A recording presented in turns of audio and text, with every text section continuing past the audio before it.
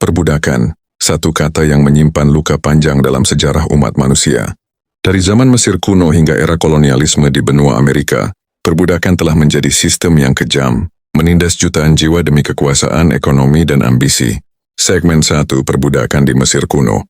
Banyak orang mengira bahwa para budak yang membangun piramida, Mesir adalah rakyat jelata yang dipaksa kerja paksa.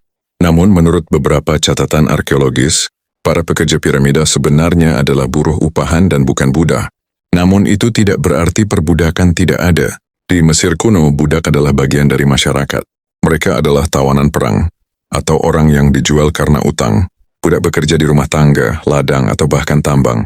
Mereka tidak punya hak dan bisa diperlakukan semena-mena oleh pemiliknya. Segmen 2, perbudakan di Yunani dan Romawi kuno. Yunani kuno, yang dikenal sebagai tempat lahirnya demokrasi, juga memiliki sistem perbudakan. Ironis, bukan? Bahkan di kota Athena, tempat demokrasi pertama kali berkembang, hanya warga laki-laki bebas yang punya hak suara. Budak mereka tidak dianggap warga negara. Di Romawi, jumlah budak sangat besar. Mereka berasal dari tawanan perang atau dijual oleh pedagang. Para budak Romawi bekerja di pertanian, tambang, rumah, bahkan sebagai gladiator. Salah satu pemberontakan budak paling terkenal adalah pemberontakan Spartacus pada abad ke-1 SM. Segmen 3, perdagangan budak Atlantik. Abad pertengahan hingga modern, awal menyaksikan salah satu babak paling kelam perdagangan budak Atlantik. Selama lebih dari 300 tahun, jutaan orang Afrika diculik, dijual, dan dikirim secara paksa ke benua Amerika. Mereka dipaksa bekerja di perkebunan kapas, gula, dan tembakau. Kapal-kapal budak dalam perjalanan tengah, Middle Passage, penuh sesak, kotor dan tidak manusiawi. Banyak yang mati sebelum mencapai daratan. Mereka yang selamat dipaksa bekerja seumur hidup tanpa harapan kebebasan.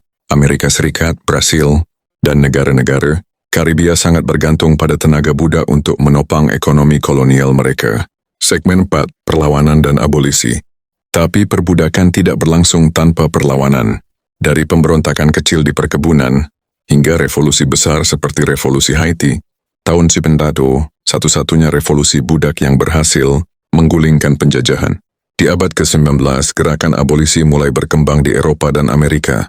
Tokoh seperti Frederick Douglass, Harriet Tubman, dan William Wilberforce menjadi suara lantang melawan ketidakadilan. Pada tahun 1805, Amerika Serikat secara resmi menghapus perbudakan lewat amandemen ke-13 konstitusi. Perbudakan mungkin sudah dihapus secara hukum, tapi dampaknya masih terasa dalam bentuk diskriminasi, ketimpangan ekonomi, dan luka sejarah yang belum sepenuhnya sembuh. Sejarah perbudakan adalah kisah kelam, tapi penting untuk dipelajari, agar kita belajar menjadi lebih manusiawi, dan agar keadilan bisa terus diperjuangkan.